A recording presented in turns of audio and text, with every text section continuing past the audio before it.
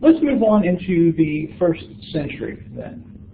We're going to continue our organization by dividing up in a couple of different ways. And so I want to focus on thinking about the political developments in the first century, some of the cultural and societal developments.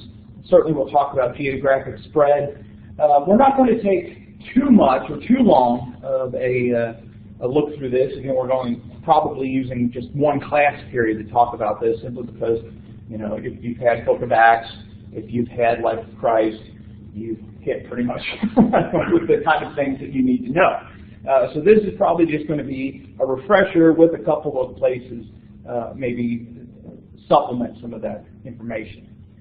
In thinking about the political developments through this first century, I want to start first by talking about some of the things going on in Judea around the time of the life of Christ and after, and then we'll move on into the greater Roman Empire. I guess we could start a variety of places. We talked about Herod the Great a little bit in previous lecture, but I'll start with Pontius Pilate. When some scholars look at how Pilate is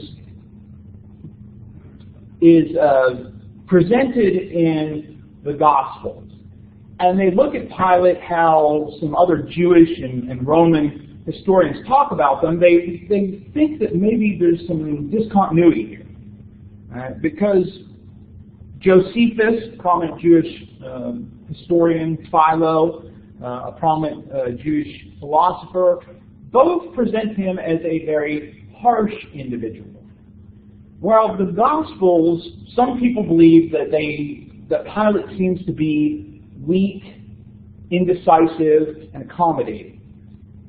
I don't know that you necessarily have to take that view. I think that in many respects, the information we have from Josephus and Philo presents us with a little bit different light on Pilate than what we might read in the Gospels. It appears that one of the basic things about Pilate when it came to his view of the Jews is that he doesn't care about their concerns. He does not care about the Jews.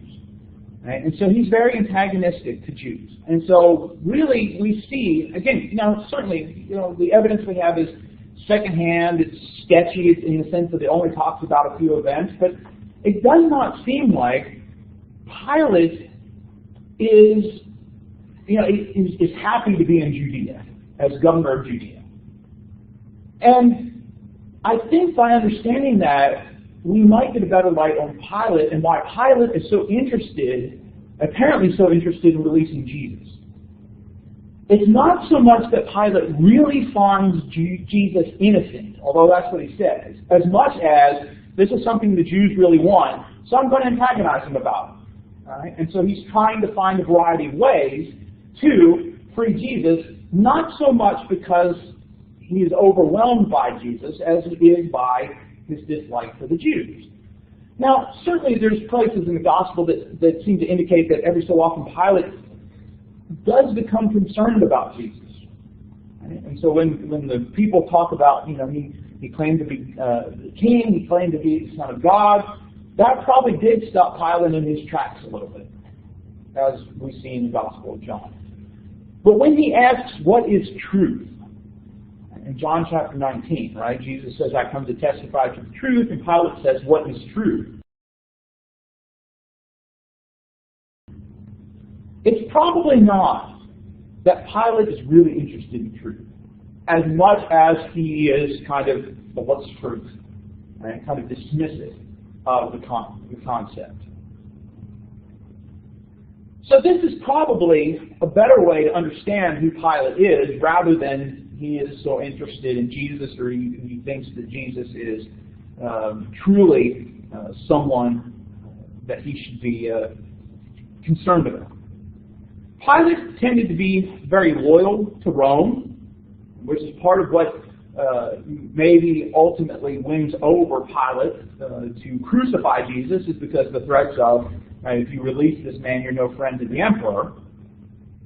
Later years, shortly after this time, he does fall out of favor with Rome, largely because his patron in Rome had fallen out of favor. There are a couple of incidents related to Pilate that are known from Josephus and Philo outside of what we know about from the Gospels. When he comes into office, he tries to install Roman standards in Jerusalem that would have had images of the emperor as well as images of God. Well, he does this at night. And the next morning, the Jews see it, they go to him, they complain, they lay outside his house for 5 days. Finally, he gets so upset with this, he tells them, unless you leave, unless you give in, I'm going to kill you.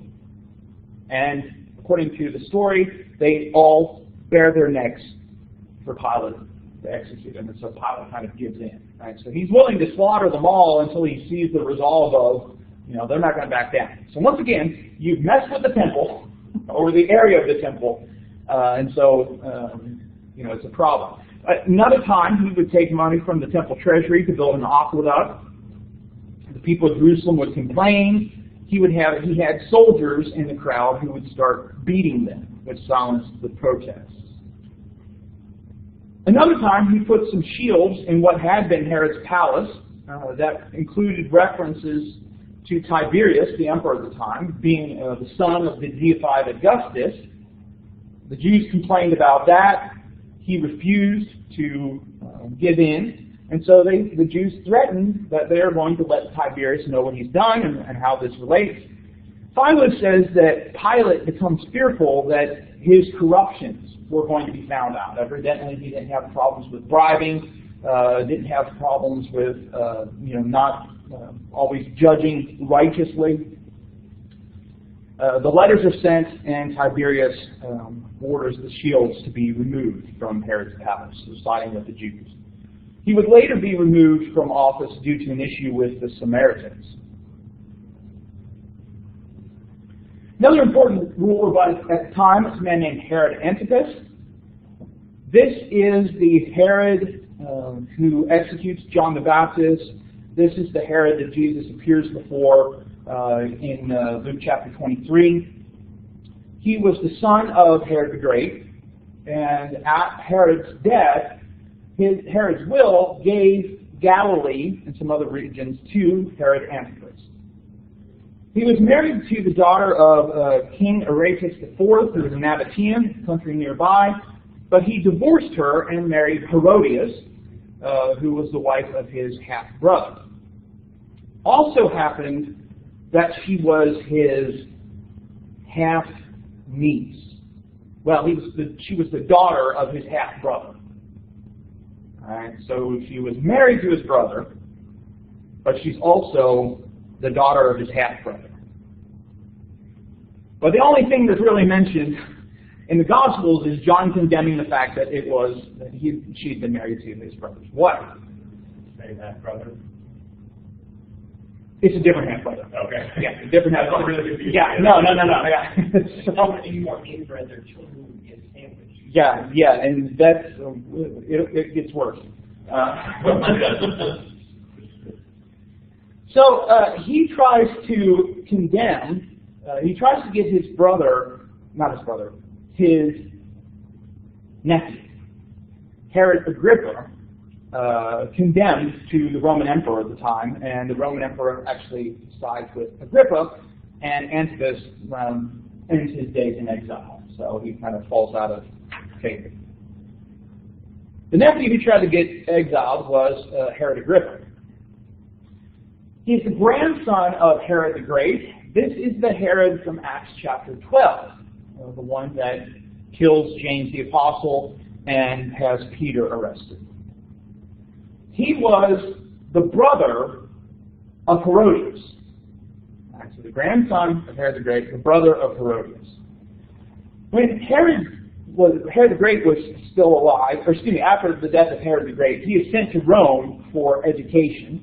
And then he becomes friends with a man named Gaius, who will become an emperor, known by his name Caligula. We'll talk about him in a little bit. When Caligula becomes emperor, Agrippa is given the title king. Right? So kind of as a favor to his friend. And eventually, of course, with the whole issue with Herod Antipas, he will get Herod Antipas' territory as well, when Antipas tries to get Agrippa in trouble. When Claudius becomes emperor, he becomes emperor after Caligula, Agrippa will get even further territory, right? So his territory keeps enlarging throughout this time period. Evidently, he did tend to observe some of the customs of the Jewish people, but he also created coins that had images of the Caesars. He participated in pagan ceremonies, so he's not deeply connected to any sort of Jewish customs. As we mentioned, of course, he's the one that has James executed, Peter is arrested, and at the end of Acts chapter 12 notes that he is struck down by an angel. It sounds like, if you read Acts 12, like it's an immediate thing, but Josephus indicates that it's kind of this prolonged disease that he has, like an intestinal type of thing.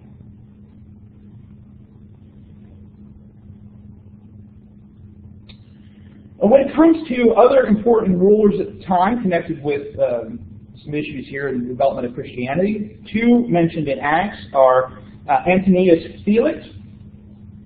Felix was a freedman, remember, so that means he was a slave but had earned his freedom, or received his freedom, and rises to the level of governor. He got married 3 times. His last wife is named Drusilla. She is mentioned in the book of Acts as a Jewess. She was the sister of Herod Agrippa II and Bernice. We'll talk about them in a minute. Evidently, he was not a very ethical leader, which is probably why at the end of, is it Acts 20? It's either the end of Acts 24 or the end of Acts 25, when Paul is before him, right, Felix keeps bringing him to try and get Paul to bribe him, and Paul talks to him about self-control, reason, and the judgment to come. And Luke notes that, this kind of really shakes Felix up, right? Because he's not living that way. So Paul pinpoints the exact stuff that Felix needs to hear about how he should be acting, and it really upsets Felix, but he still wants Paul to try and bribe him.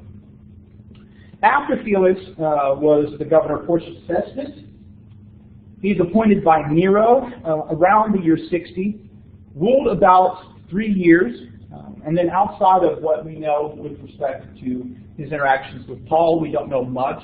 It does appear like there was quite a bit of strife between Jews and Gentiles in Caesarea, which is where he's kind of located at the time.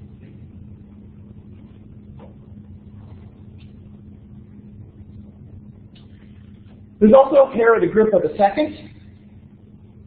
He was only 17 when his father, Agrippa I, died, and so he does not immediately take over. It'll be some time before he becomes king.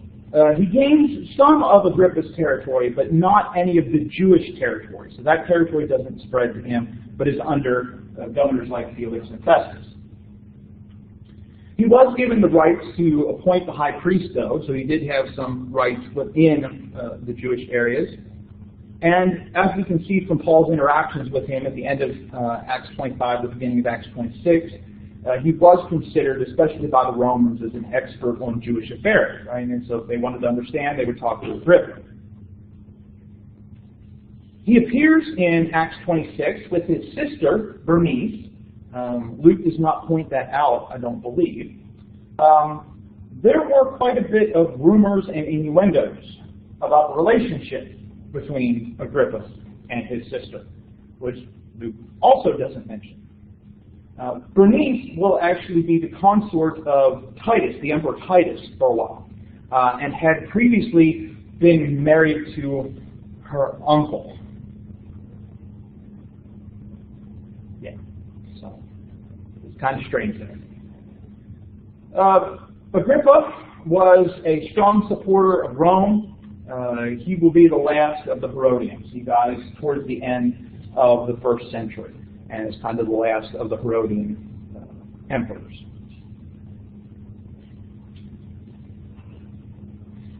So you can see how just saying Herod when you're referring to the 1st century can be quite confusing. Let's switch tracks now, look bigger at the political scene of the first century. We talked a little bit about Augustus when we were talking about backgrounds, some of the things that Augustus brought, the peace of Rome, the improved communication, and of course it's during the reign of Augustus that Jesus is born. Augustus, of course, calls for a census, which leads Joseph and Mary to Bethlehem for Jesus' birth. After Augustus died, his stepson is named emperor, becomes emperor. He will marry Augustus's daughter because Augustus's daughter Julia has a bad reputation around Rome. And so he marries her to his stepson in order to make sure everything looks okay. I don't know if that makes everything look okay to be married to your stepsister. But for Augustus, that's how it worked. He becomes emperor in the year 14 at the age of 55. Throughout his time, of course, he has a very tough relationship with the Senate, but he does encourage stability by giving officials longer terms in office, which does set up some stability in various places in Rome as well as Judea. After Tiberius, Gaius becomes emperor. He's known better by his nickname Caligula. Caligula means little boots. It was a nickname given to him by the soldiers of his father's soldiers. He is the grandnephew of Tiberius. So he too is kind of in this line. And as I mentioned before, he claims that he's divine even while he's still alive. It doesn't seem to go very far. It's not like too many people buy into that. But it also appears that Caligula might have had some mental issues. There are stories that it went so far as to name his horse to a governmental office. That is not true, and he didn't do that. But there were rules where you could not look down on Caligula from above. So if he's passing by, you couldn't be like on a balcony or something like that, probably due to his baldness. And evidently, according to Suetonius, the Roman historian, you could not talk about goats in his presence. Not entirely sure why not, but again. On the other hand, right, so he's got some of those issues mentally, is whether there's some insanity there. On the other hand, he's very cruel. He squandered the money from the Roman treasury. Tiberius and Augustus had built up a lot of reserves for Rome, financial stability, and Caligula essentially squanders all of that. He orders a statue of himself to be made in the temple of Jerusalem. Fortunately, Agrippa convinced him not a good idea, right? And so that never actually comes to fruition. He will eventually be assassinated. His uncle, Claudius, will succeed him as emperor. And he becomes emperor due to negotiations headed by Agrippa I, which is why Agrippa I has that enlargement of his territory under Claudius. As far as any sort of other than rather interesting historical facts, we know that Claudius will expel the Jews from Rome. In Acts chapter 18, this leads to Paul meeting Aquila and Priscilla in Corinth because the Jews have been kicked out of Rome, perhaps due to disputes about Jesus. The Roman historian Tacitus says that he expels them from Rome due to disputes over Christus. Now, if we were talking about Christ, it would be Christus, but he says Christus with an E. And so there's some question of, is it disputes about Jesus? And so the Jews are disputing about whether Jesus is the Messiah or not, and Tacitus gets the spelling wrong. Or is it there's some other issue? A lot of people tend to side on they have disputes about Jesus, and that's what leads Claudius to kick the Jews out of Rome. That's also what some scholars believe might be behind the writing of the letter to Romans. Even though this is several decades after this event, The supposition is by some scholars is that now the Jews have gone back to Rome, and so these Gentiles who've been on their own have been the leaders and worshiping, etc. And so there's a little bit of a conflict between Jews and Gentiles now that the Jews are allowed back in Rome. So some people think that perhaps that's the reason behind some of those things, behind this and the issue of Romans. He was poisoned by his niece, who was also his fourth wife. Supposedly, even the Romans had a problem with this. It was illegal to marry your niece. But I guess when you're the emperor, you get what you want.